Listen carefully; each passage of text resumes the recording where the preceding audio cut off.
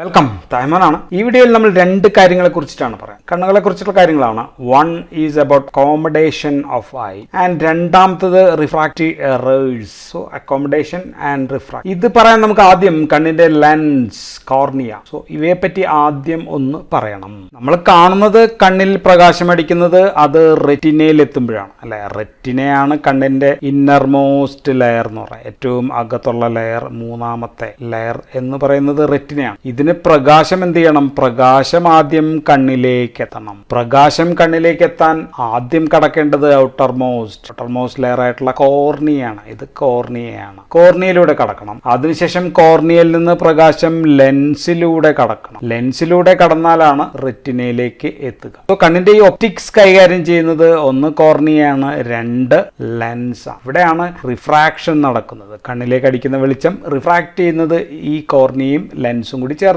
ഇതിൽ ഈ കണ്ണിന്റെ കോർണിയ എന്ന് പറഞ്ഞ ഭാഗം സ്റ്റാറ്റിക് ആണ്, സ്റ്റേഷനറി ആയിട്ട് അങ്ങനെ തന്നെ ഇരിക്കുകയാണ്. ആൻഡ് ഇതിന് റിഫ്രാക്ടറി പവർ ഉണ്ട്. ഇതിന്റെ റിഫ്രാക്ടറി പവർ എന്ന് വെച്ചാൽ +42 to 45 ഡയോപ്റ്ററിലാണ് നമ്മൾ റിഫ്രാക്ടറി പവർ പറയാം. അത്രയാണ്. രണ്ടാമത്തുള്ളത് ലെൻസ് ആണ്. ലെൻസിന് ഒരു +15 +15 to +23 ഡയോപ്റ്റർ ആണ് ഇതിന്റെ റിഫ്രാക്റ്റീവ് പവർ എന്ന് പറയുന്നത്. ഇത് രണ്ട് റിഫ്രാക്ടറി പവറും കൂടി ചേരുമ്പോഴാണ് കണ്ണ് വെളിച്ചം ഫോക്കസ് ചെയ്യാനായിട്ട് റെറ്റിനയിലേക്ക് ചേർക്കുക. ആൻഡ് ലെൻസ് പക്ഷെ നമുക്കറിയാം അത്ര സ്റ്റാറ്റിക് അല്ല. ഇതൊരു ഡൈനാമിക് സ്റ്റേറ്റിൽ ഇരിക്കുകയാണ്. ഡൈനാമിക് സ്റ്റേറ്റ് എന്ന് പറഞ്ഞു കഴിഞ്ഞാൽ ഈ ലെൻസിനെ കണ്ണുമായിട്ട് എങ്ങനെ ചേർത്ത് വെച്ചിരിക്കുന്നത്? കണ്ണുമായിട്ട് ചേർത്ത് വെച്ചിരിക്കുന്ന പ്രത്യേക രീതിയിലാണ്. ഈ ലെൻസിന്റെ ചുറ്റും തൽക്കാലം നമുക്ക് രണ്ടറ്റത്തെ വരയ്ക്കാൻ പറ്റുള്ളൂ. ആക്ച്വലി ഇത് ചുറ്റും ഉണ്ട് കേട്ടോ. ഇത് ചുറ്റും there are certain fibers, ഇങ്ങനെയുള്ള ഫൈബേഴ്സ് ഉണ്ട്. അല്ലെങ്കിൽ അത് നമ്മൾ സോനുലാർ ലിഗമെന്റ്സ് എന്നാണ് പറയാം. അല്ലെങ്കിൽ സസ്പെൻസറി, സോനുലാറിന് പകരം സസ്പെൻസറി ലിഗമെന്റ്സ് എന്നും പറയാം. അല്ലെങ്കിൽ ജസ്റ്റ് സൊന്യൂൾസ് എന്നും പറയാം. സോ ഇങ്ങനെയുള്ള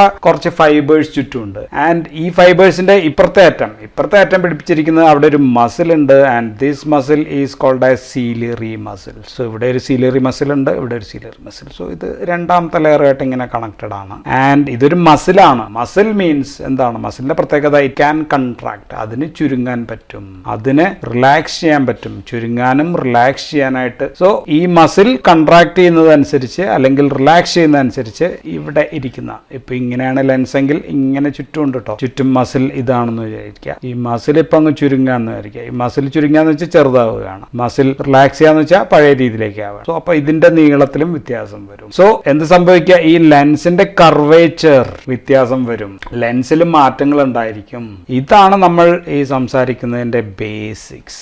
അക്കോമഡേഷനും എല്ലാം സംസാരിക്കുന്നതിന്റെ ബേസിക്സ് ഇതാണ്. ഒരു കാര്യം ഞാൻ പറഞ്ഞോട്ടെ, സീലിയറി മസിൽസ് എന്ന് വെച്ചാൽ പ്രത്യേകമായിട്ടുള്ള ഒരു ഭാഗമൊന്നുമല്ല. ഇവിടെ ഇങ്ങനെ ഒരു സീലിയറി ബോഡി എന്ന് പറയുന്ന ഒരു സംഭവം ഉണ്ട്. സീലിയറി ബോഡി ഉണ്ട്, സീലിയറി പ്രോസസ് അതിന്റെ ഒരു ഭാഗമാണ്. സീലിയാരിസ് എന്ന് പറയുന്ന ഒരു ഭാഗം മാത്രമാണ് സീലിയറി മസിൽസ്. ഓർത്ത് വെച്ചേക്കാം. അല്ല സെപ്പറേറ്റ് സീലിയറി മസിൽസ് എന്ന് പറഞ്ഞ ഒരു സംഭവം അവിടെ ഇരിപ്പില്ല. അപ്പൊ നമുക്ക് ആദ്യം എന്താണ് അക്കോമഡേഷൻ ഓഫ് ഐ നോക്കാം. സോ നോർമൽ റിഫ്രാക്ടറി കണ്ടീഷൻസിലുള്ള കണ്ണിനെ നമ്മൾ എംമെട്രോപിക് ഐ എന്നാണ് വിളിക്കുക. എംമെട്രോപിക് ഐ എന്നാണ് നമ്മൾ വിളിക്കുക. ആൻഡ് നോർമൽ കണ്ടീഷനെ നമ്മൾ എംമെട്രോപിയ ആണ് നോർമൽ കണ്ടീഷൻ. സപ്പോസ് ഡിസ്റ്റന്റ് ആയിട്ടുള്ള, ഇത് വളരെ ഡിസ്റ്റന്റ് ആണെന്ന് വിചാരിക്കുക. വളരെ ഡിസ്റ്റന്റ് ആണ് കേട്ടോ. അത് ഇവിടെ നിന്നുള്ളൊരു ഇമേജിങ് വരികയാണെന്ന് വിചാരിക്കുക. ഇമേജിൽ നിന്ന് ലൈറ്റ് കടക്കുകയാണ്. അത് നേരെ പാരലൽ റേസ് ആയിട്ടായിരിക്കും വരിക. അത് ഇവിടെ എത്തി ചെറുതായിട്ട് ഇവിടെ നിന്നും ഇവിടെ നിന്നും കൂടി ഇത് ചെയ്തു. അത് കണ്ണിൽ വന്ന് ഫോക്കസ് ചെയ്തു. സോ റിഫ്രാക്ട് ചെയ്യുന്നു, കോർണിയയിൽ തട്ടുന്നു, ലെൻസിൽ തട്ടുന്നു, അത് റെറ്റിനയിൽ ഇവിടെ ഫോക്കസ് ചെയ്യുന്നു എന്ന് വിചാരിക്കുക. സോ ഇതാണ് നോർമൽ ക്ലിയർ വിഷൻ. ഇനി ഒരു ഒബ്ജക്റ്റ് ഓർ ഒരു വസ്തു ഇവിടെ ഇരിക്കുകയാണെന്ന് വിചാരിക്കുക. ഈ ഒബ്ജക്റ്റ് ഇവിടെയാണ്, വളരെ അടുത്താണ്, കണ്ണിന്റെ വളരെ അടുത്തിരിക്കുകയാണെന്ന് കരുതിയാൽ ഇതിൽ നിന്നുള്ള ഡൈവേർജന്റ് റേസ്, ഡൈവേർജന്റ് എന്ന് പറയുമ്പോൾ ഇങ്ങനെ ആയിരിക്കും വരിക അല്ലെ. ഡൈവേർജന്റ് റേസ് നമ്മുടെ കോർണിയയിലും ലെൻസിലും അടിക്കുന്നു. സോ നോർമൽ ഐസിന് ഇത് ഇങ്ങോട്ടേക്ക് ഇതേ രീതിയിൽ ഫോക്കസ് ചെയ്യാം. നോർമൽ ഐക്ക് ചില അഡ്ജസ്റ്റ്മെന്റുകൾ ചെയ്യേണ്ടി വരും. കോർണിയയിൽ ഒന്നും ചെയ്യാൻ പറ്റില്ല, നമുക്കറിയാം. അതിന്റെ ഡയോപ്റ്റർ എന്ന് പറഞ്ഞാൽ 42-45 തന്നെയാണ്, സെയിം ആയിട്ടിരിക്കും. സോ ഇവിടെ ഇപ്പം നമുക്ക് ചെയ്യാവുന്നത് ഓൺലി ഇൻ ദി ലെൻസിൽ മാത്രമാണ്. ലെൻസിന്റെ കർവേച്ചർ വർദ്ധിപ്പിക്കുക എന്നുള്ളതാണ്. Curvature of the lens can be increased. ലെൻസിന്റെ കർവേച്ചർ ഒന്ന് ഇങ്ങനെ ആക്കി എടുത്തു കഴിഞ്ഞാൽ, if you increase the curvature of the I, അപ്പോൾ കർവേച്ചർ കൂടി കഴിയുമ്പോൾ നമുക്കറിയാം, കർവേച്ചർ കൂടി കഴിയുമ്പോൾ നമുക്കതിനെ കൂടുതലായിട്ട് ഫോക്കസ് ചെയ്യാൻ പറ്റും. ഇങ്ങനെ ഇരിക്കുകയാണെങ്കിൽ ഇങ്ങനെ അധികം ഫോക്കസ് ചെയ്യാൻ പറ്റില്ല, ഇങ്ങനെ ഇരിക്കുമ്പോൾ ദൂരേക്ക്. So eyes will bulge out or thickness or eye will become spherical. So curvature വർദ്ധിപ്പിച്ച് റിഫ്രാക്ടറി പവർ കൂടും. So refractory power can B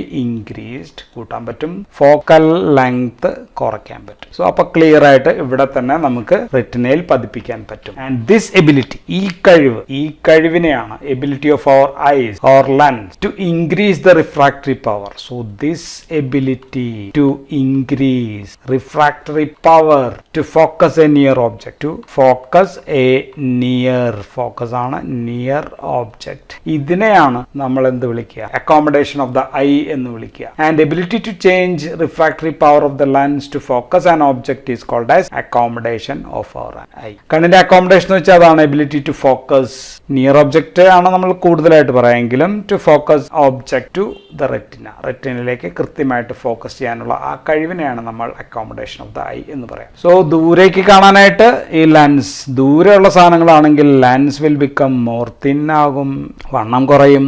and അടുത്ത് കാണാനായിട്ട് lens will become more spherical ആകും. സോ ഇതാണ് നോർമൽ സ്റ്റേറ്റ് അല്ലെങ്കിൽ അൺഅക്കോമഡേറ്റഡ് സ്റ്റേറ്റ്. ഇതിനെയാണ് നമ്മൾ accommodated state of the eye എന്ന് പറയാം. അക്കോമഡേറ്റഡ് സ്റ്റേറ്റ് ഇതിന് എത്രത്തോളം പറ്റും എന്നതാണ് നമ്മൾ പവർ ഓഫ് അക്കോമഡേഷൻ എന്ന് പറയും. സോ ഇങ്ങനെ നമുക്ക് ഏറ്റവും അടുത്ത് ഫോക്കസ്ഡ് ആയി കാണാൻ പറ്റുന്ന പോയിന്റ്, ഈ പോയിന്റ് ഇവിടെയാണ് ഏറ്റവും അടുത്ത് കാണാൻ പറ്റുന്ന പോയിന്റ് എങ്കിൽ ആ പോയിന്റിനെ നമ്മൾ നിയർ പോയിന്റ് എന്ന് പറയും. നിയർ പോയിന്റ് ഓർ വേറെ സയന്റിഫിക് ആയിട്ടുള്ള പേര് വേണമെങ്കിൽ പങ്ക്ടം പ്രോക്സിമം. പ്രോക്സിമം എന്ന് വെച്ചാൽ അടുത്ത്, പങ്ക്ടം എന്ന് വെച്ചാൽ കുത്ത്. പങ്ക്ടം പ്രോക്സിമം നിയർ സൈഡ്. സോ ഇത് ഏകദേശം 25 സെന്റിമീറ്റർ ആണ്. ദെൻ 30 to 33 ഒക്കെ പറയും. So 25 to 30 something around 25 to 30 centimetre ആണ് നിയർ വിഷൻ. കൃത്യമായിട്ട് നമുക്ക് ഫോക്കസ് ചെയ്യാം. അതിലും മുന്നിലാണെങ്കിൽ ഇവിടെ ആണെങ്കിൽ നമുക്കൊന്നും ഫോക്കസ് ചെയ്ത് കാണാൻ പറ്റില്ല. So if it is 25, okay. ഇനി ഇതെങ്ങനെ സാധിക്കുന്നു? This adjusting mechanism of I, അത് തിയറി ആയിട്ട് പറഞ്ഞത് വോൺ ഹെൽം, വോൺ ഹെൽംഹോൾട്സ് എന്ന് പറയുന്ന സയന്റിസ്റ്റ് ആണ്. സോ അതുകൊണ്ട് വോൺ ഹോൾമോൾട്സ് തിയറി എന്നും നമ്മൾ ഇതിനെ വിളിക്കാറുണ്ട്. സോ ഇത് പ്രകാരം ഫാർ വിഷൻ, ദൂരെയുള്ളതാണെങ്കിൽ, ഈ for far vision or distant vision നമ്മുടെ ciliary muscles, this ciliary muscles will be relaxed ആയിരിക്കും. അതിനോട് ചേർന്ന സസ്പെൻസറി ലിഗമെന്റ്സോ ഇത് ടൈറ്റ് ആയിട്ടിരിക്കും. സോ ഇവിടെ റിലാക്സ്ഡ് ആണ്, ഇവിടെ ടൈറ്റ്. അപ്പൊ ലെൻസോ രണ്ട് വശത്തു നിന്നും പുള്ളി ചെയ്യുമ്പോൾ lens will become thin or flattened. Lens flattened ആയിരിക്കും. ഓക്കെ, അത്രയും ഇങ്ങനെ ഇരിക്കും. Lens will become flattened. Refractory power of the lens അപ്പോൾ കുറവാണ്. So decreased refractory power. ഇനി നിയർ വിഷനിലാണെങ്കിലോ, അതാണ് ഫാർ വിഷന്റെ കാര്യത്തിൽ. ഇനി നിയർ വിഷന്റെ കാര്യത്തിലാണെങ്കിൽ നമുക്കത് ഇവിടെ പറയാം. The ciliary muscles will contract. ഇത് കൺട്രാക്ട് ചെയ്യും. സീലിയറി മസിൽസ്, ഇപ്പോൾ ഇതാണ് സീലിയറി മസിൽസ് എങ്കിൽ ഇത് ലെൻസ് ഇരിക്കുകയാണെങ്കിൽ ഇത് കൺട്രാക്ട് ചെയ്യണം, ഇങ്ങോട്ട് ചുരുങ്ങുമ്പോഴത്തേക്കും ഇവിടെയുള്ള ഇത് ലൂസ് ആകും. So this will get loose ആകും. Zonular or suspensory ligaments loose ആകും. ലെൻസിലേക്കുള്ള വലിച്ചിൽ കുറയുമ്പോൾ ലെൻസ് എങ്ങനെയാവും? ലെൻസ് ഇങ്ങനെ വരയ്ക്കുകയാണെങ്കിൽ ലെൻസ് കുറച്ചും കൂടി വണ്ണം കൂടും. ഞാനിവിടെ ഓൾറെഡി വരച്ചു. ലെൻസ് തിക്കാകും, മോർ സ്ഫെറിക്കൽ ആകും, കൺവേർജ്ഡ് ആകും. സോ അപ്പോൾ അതിന്റെ refractory power will be increased അല്ലെ. റിഫ്രാക്ടറി പവർ കൂടും, അപ്പോൾ focal length will increase. So ഇങ്ങനെയാണ് ഈ അഡ്ജസ്റ്റ്മെന്റ് നടക്കുക. ഇനി ഈ സീലിയറി മസിൽസിനെ ആര് ചുരുക്കുന്നു അല്ലെ? ഇത് നമ്മൾ ചുരുക്കുന്നു, റിലാക്സ് ചെയ്യുന്നു എന്നൊക്കെ പറയുന്നു. ഇതാര് ചെയ്യുന്നു എന്ന് ചോദിച്ചു കഴിഞ്ഞാൽ അത് എഡിഞ്ചർ വെസ്പാൽ ന്യൂക്ലിയസ് ആണ്. എഡിഞ്ചർ വെസ്പാൽ ന്യൂക്ലിയസിൽ നിന്നുള്ള നെർവ് കണക്ഷൻ, അവിടെ നിന്ന് ഇങ്ങോട്ടേക്ക് വരുന്ന നെർവ് കണക്ഷൻ ആണ്. ഒപ്റ്റിക് നമ്പർ 3 വഴി വരുന്നതാണ്. സോ ഈ കണക്ഷൻ ലെൻസിന്റെ മുന്നിലുള്ള ഇവിടെയും കുറച്ച് പണികൾ ചെയ്യുന്നുണ്ട് കേട്ടോ. ഇവിടെ ദൂരെ നിന്ന് വെളിച്ചം വരുമ്പോഴത്തേക്കും അത് തുറന്നു കൊടുക്കണം അല്ലെ. കണ്ണ് കൂടുതൽ വെളിച്ചം കയറാൻ അടുത്ത് നിന്നാണെങ്കിൽ അടച്ചു കൊടുക്കണം. സോ അവിടെ ഡിഫറെന്റ് ടൈപ്സ് ഓഫ് മസിൽ ഉണ്ട്. സ്ഫിങ്ക്ടർ പീപ്പിൾ, ഡയലേറ്റർ പീപ്പിൾ, അങ്ങനെയൊക്കെയുള്ള മസിൽസിലും ആക്ഷൻ ഉണ്ട്. നമ്മളെ സംബന്ധിച്ച് ഇതാണ് നമ്മൾ പറഞ്ഞുകൊണ്ടിരിക്കുന്നത്. So that is because of the action of Edinger Westphal nucleus. So ഇതാണ് അക്കോമഡേഷന്റെ മെക്കാനിസം. 40 വയസ്സ് വരെയൊക്കെ ഇങ്ങനെ നന്നായിട്ടൊക്കെ നമ്മൾ അക്കോമഡേഷനൊക്കെ കൃത്യമായിട്ട് കൊണ്ടുപോയി. പക്ഷെ 40 വയസ്സ് കഴിയുമ്പോഴത്തേക്കും, 40 വയസ്സാകുമ്പോഴത്തേക്കും ഈ കണ്ണിന്റെ ഇലാസ്തികതയൊക്കെ കുറയും.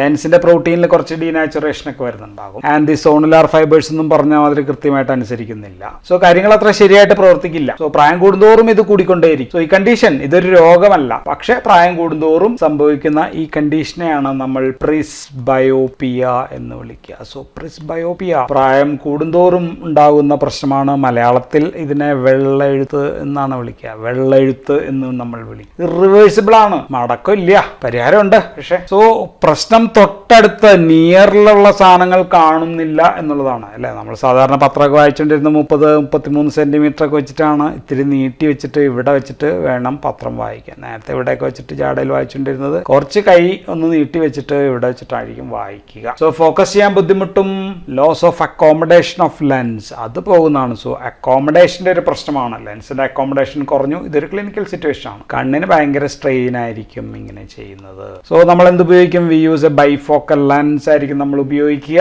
ഓക്കെ, മുകളിൽ ലോങ് വിഷൻ ഉള്ളത്, താഴെ നിയർ വിഷന് വേണ്ടിയിട്ടുള്ള ലെൻസ് ആയിരിക്കും നമ്മൾ ഉപയോഗിക്കുക. 40 വയസ്സായിട്ടുണ്ടെങ്കിൽ +1 മതിയാകും. 50 ആകുമ്പോഴത്തേക്കും +2, 60 ആകുമ്പോഴത്തേക്കും +3 എന്ന് വെച്ചാൽ ഓരോ 2 വർഷം കൂടുമ്പോഴത്തേക്കും 0.25 വെച്ച് വർദ്ധിച്ചു കൊണ്ടേയിരിക്കും. അപ്പോൾ ഓരോ 2 വർഷം കൂടുമ്പോഴെങ്കിലും കണ്ണട മാറ്റിക്കൊണ്ടേയിരിക്കണം. അതാണ് അതിന്റെ പ്രശ്നം. ഡയബറ്റീസ് ഒക്കെ ഉള്ള ആൾക്കാർ എല്ലാ വർഷവും നോക്കുക. സോ ലെൻസ് ഉപയോഗിച്ച് കഴിഞ്ഞാൽ കണ്ണിന്റെ സ്ട്രെയിൻ കുറയും. അതാണ് എന്റെ ഗുണം. ആൻഡ് ഏറ്റവും ബെസ്റ്റ് ലെൻസ് എന്ന് വെച്ചാൽ പ്രോഗ്രസീവ് ലെൻസ് ആയിരിക്കും. ഏറ്റവും ബെസ്റ്റ് പ്രോഗ്രസീവ് ലെൻസ് ആണ്. പക്ഷെ പൈസ ഇത്തിരി കൂടുതലായിരിക്കും എന്ന് മാത്രമാണ് ഉള്ളത്. സോ പ്രിസ്ബയോപ്പിയാണ് അക്കോമഡേഷനെ ബാധിക്കുന്ന ഒരു കണ്ടീഷൻ. ആൻഡ് ഈ ഷോർട്ട് സൈറ്റ് ഉള്ള ആൾക്കാർക്ക്, നമ്മൾ ഷോർട്ട് സൈറ്റ് എന്താണെന്ന് പറയും, അവർക്കിത് പുറകെ വരത്തുള്ളൂ. സാധാരണ 40 വയസ്സ് വരുന്ന ആൾക്ക് ഇത് 50 വയസ്സാകുമ്പോഴേക്കായിരിക്കും ചിലപ്പോൾ വരിക. ഓക്കെ, അങ്ങനെ ഒരു ഭാഗ്യമുണ്ട്. ഇനി നമുക്ക് പറയേണ്ടത് റിഫ്രാക്റ്റീവ് എറേഴ്സ് ആണ്. Refractive errors of the eye. എമെട്രോപ്പിയാണ് നോർമൽ എന്ന് നമ്മൾ പറഞ്ഞു. So deviation from normal is called as emmetropia. എന്നാണ് നമ്മൾ ഇതിനെ വിളിക്കുക. So this imbalance between the length of eyeball, ഇതാണ് ഐബോൾ, ഐബോളിന്റെ നീളവും ആൻഡ് ഇറ്റ്സ് റിഫ്രാക്റ്റീവ് പവർ തമ്മിലുള്ള വ്യത്യാസമാണ് ഇതുണ്ടാക്കാൻ കാരണം. 3 തരം കണ്ടീഷൻസ് ഉണ്ട് നമുക്ക് അമെട്രോപ്പിയയിൽ പറയാനുള്ളത്. ഒന്ന് നമ്മൾ പറയാം, ഓരോന്നിൽ സബ് ക്ലാസ്സസ് ഒക്കെ ഉണ്ട് കേട്ടോ. നമ്മൾ തൽക്കാലം പ്രധാനപ്പെട്ടത് മാത്രം പറയാം. ഒന്ന് മയോപ്പിയാണ്. മയോപ്പിയ നമ്മൾ സാധാരണ വളരെ സിമ്പിളായിട്ട് നമ്മൾ വിളിക്കുക ഷോർട്ട് സൈറ്റ് അല്ലെ, ഷോർട്ട് സൈറ്റ് ആണ്. രണ്ടാമത്തെ അപ്പോൾ ഹൈപ്പർ മെട്രോപ്പിയ എന്ന് വിളിക്കും. അതിനെ നമുക്ക് ലോങ് സൈറ്റ് എന്ന് വിളിക്കാം. മൂന്നാമത്തത് അസ്റ്റിഗ്മാറ്റിസം ആണ് മൂന്നാമത്തെ. ഏറ്റവും കൂടുതൽ അസ്റ്റിഗ്മാറ്റിസം ആണ്. ഓക്കെ, അതുള്ള ആൾക്കാർക്ക് ഇത് രണ്ടും വരെയും വേണമെങ്കിൽ ചെയ്യും. സോ എല്ലാ കേസസിലും ഐ സ്ട്രെയിൻ ഭയങ്കര കൂടുതലായിരിക്കും. So I strain of the I is increased. കൂടെ തലവേദനയും ഉണ്ടായിരിക്കും. ഓക്കെ, ഇത് നോർത്ത് വെച്ചു. സോ ആദ്യം നമുക്ക് ഷോർട്ട് സൈറ്റ് പറയാം. ഷോർട്ട് സൈറ്റ് ആണ് നമ്മൾ ആദ്യം പറയാം. ഓർ മയോപ്പിയ, വെറും എം എഴുതാം. അല്ലെങ്കിൽ മലയാളത്തിൽ ഹ്രസ്വദൃഷ്ടി എന്നും പറയും. അല്ലെങ്കിൽ നിയർ സൈറ്റഡ്നെസ്. എത്ര പേരാണ് നോക്കൂ. സോ ദൂരെ ഉള്ളത് കാണാൻ പറ്റില്ല. പേര് പറയുന്നത് നിയർ സൈറ്റഡ്നെസ്. അടുത്തുള്ള കാണാം. ഇവിടെ ദൂരെ ഉള്ളത് കാണാൻ പറ്റുന്നില്ല. നിയർ അടുത്തുള്ളത് ഓക്കെ, ഇത് ക്ലിയർ ആണ്. പക്ഷെ ഇത് not clear. So blurred distant vision. So ഇവിടെ കണ്ണിന് വലിപ്പം ഇത്തിരി കൂടുതലാണ് കേട്ടോ. ഈ വലിപ്പം ഇത്തിരി എന്തോ കാരണത്താൽ കുറച്ച് കൂടുതലാണ്. ആൻഡ് ഇവിടെ പ്രധാന പ്രശ്നം എന്താണെന്ന് വെച്ചാൽ ഇമേജ്, ദൂരത്തു നിന്നുള്ള ഇമേജ്, ഇവിടെ നിന്നുള്ള ഇമേജ് ഇങ്ങനെ വന്നിട്ട് വരേണ്ട ഈ ഇമേജ് ഫോക്കസ് ചെയ്യുന്നത് ഇൻ ഫ്രണ്ട് ഓഫ് ദ റെറ്റിനയാണ്. ഇവിടെയാണ് ഫോക്കസ് ചെയ്യുക. ഓക്കെ, ഇവിടെ ഫോക്കസ് ചെയ്യേണ്ടത് റെറ്റിന എവിടെയാണ്, പക്ഷെ ഇവിടെ വന്ന് ഫോക്കസ് ചെയ്യുകയാണ്. റെറ്റിനയുടെ മുൻഭാഗത്താണ് ഇമേജ് വീഴുക.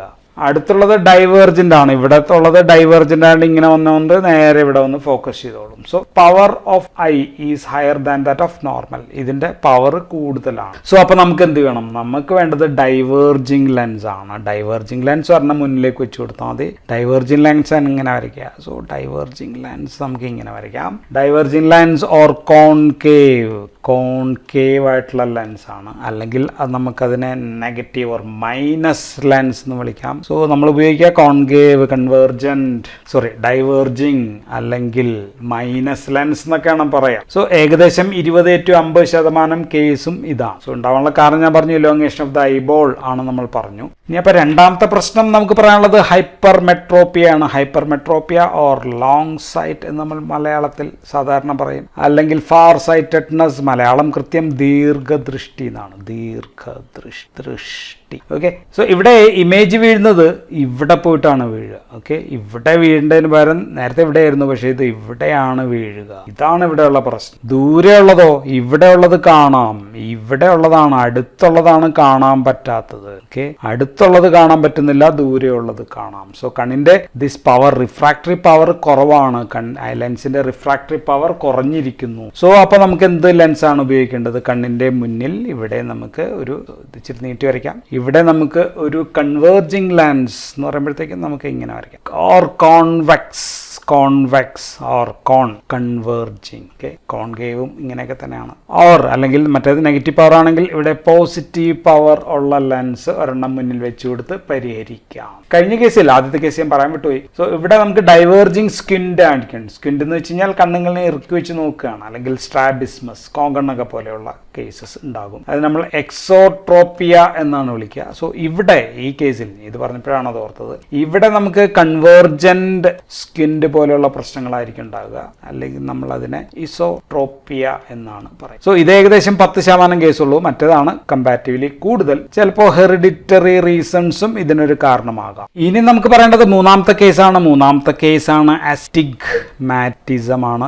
Third case. സോ ഇത് പ്രശ്നം എന്താണെന്ന് വെച്ചാൽ ഇറഗുലർ കർവേച്ചർ. ഇവിടെയാണ് പ്രശ്നം. Irregular curvature of the refractive സിസ്റ്റത്തിന്റെ പ്രശ്നമാണ്. സോ കൃഷ്ണമണിയുടെ ആകൃതി ഇങ്ങനെയാണ് ഇപ്പൊ ഇരിക്കുന്നതെങ്കിൽ അത് വേണമെങ്കിൽ ഇപ്പൊ ഇങ്ങനെ ആകാം, അല്ലെങ്കിൽ ഇങ്ങനെ പോയി ഇങ്ങനെ ആകാം, അല്ലെങ്കിൽ ഇങ്ങനെയൊക്കെ ആയി കഴിഞ്ഞ് കഴിയുമ്പോൾ അത് കൃത്യമായിട്ട് പല സ്ഥലത്തൊക്കെ ആയിട്ടായിരിക്കും പ്രതിഫലിക്കുക. Distorted vision of all area. Okay, കൃഷ്ണമണിയുടെ ആകൃതിയിൽ എന്ത് വ്യത്യാസം വന്നാലും കാഴ്ചയിൽ വ്യത്യാസം വരും. സോ ഡിഫറെന്റ് പ്രൊജക്ഷൻ പാർട്ട് എന്നാണ് പറയാം. ഒരെണ്ണം ഇവിടെ പ്രൊജക്ട് ചെയ്യുന്നു, ഒരെണ്ണം ഇവിടെ ആയിരിക്കും പ്രൊജക്ട്. ഓക്കെ, ഫാറും ഷോർട്ടും ഒക്കെ പല ഏരിയയിൽ. ഇപ്പൊ ഉദാഹരണത്തിന് വെർട്ടിക്കൽ ലൈൻസും ഹൊറിസോണ്ടൽ ലൈൻസ് ഉണ്ടെന്ന് വിചാരിക്കാം. സോ ഇതിൽ വ്യത്യാസം വരും. ഇത് ചിലപ്പോൾ കാണാൻ പറ്റും, ഇത് ചിലപ്പോൾ കാണാം. ഇപ്പോൾ ഉദാഹരണത്തിന് ഗ്രാഫ് പേപ്പർ കൊടുത്തു കഴിഞ്ഞാൽ ഗ്രാഫ് പേപ്പറിൽ വെർട്ടിക്കലും ഹൊറിസോണ്ടലും ഏതെങ്കിലും ഒരെണ്ണമൊക്കെ ആയിരിക്കും ചിലപ്പോൾ ബുദ്ധിമുട്ടുണ്ടാകും. ഓക്കെ, സോ വെർട്ടിക്കൽ ഇപ്പോൾ ഉദാഹരണം ഇങ്ങനെ അയാൾക്ക് ഇതൊക്കെയാണ്, ഇത് പ്രശ്നമുണ്ടെന്ന് വിചാരിക്കുക. സോ ഇപ്പോൾ വെർട്ടിക്കൽ ലൈൻ ഒരെണ്ണം കാണുകയാണെങ്കിൽ ഇത് ചിലപ്പോൾ ഇച്ചിരി സ്ലാൻഡിങ് ആയിട്ടായിരിക്കും ബ്രെയിൻ കാണിക്കുക.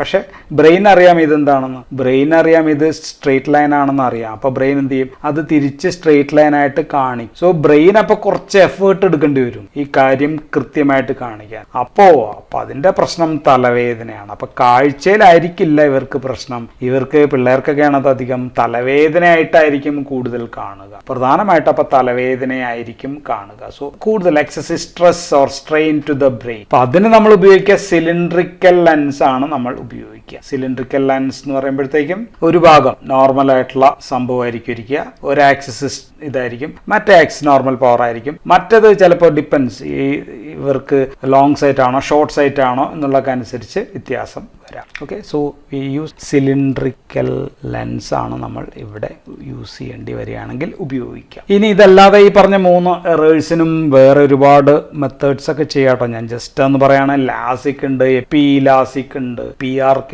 ഉണ്ട്, ലാസെക് ഉണ്ട്, CK ഉണ്ട്, AK ഉണ്ട്, RK IOLS. ഇങ്ങനെ ഒരുപാട് ചികിത്സാ സംവിധാനങ്ങൾ ഇപ്പോൾ ലഭ്യമാണ്. എങ്കിലും ഏറ്റവും ബെസ്റ്റ് ഈസ് ടു കണ്ണടയാണ് ഏറ്റവും സുരക്ഷിതമായിട്ടും കുഴപ്പമില്ലാതെയും നമുക്ക് വയ്ക്കാനായിട്ട് പറ്റുന്ന രീതി. Okay, so that's all in refractive errors and accommodation of I. ഇത്രയും കാര്യങ്ങളാണ് നമുക്ക് പറയാനുള്ളത്. That's all. Thank you for watching.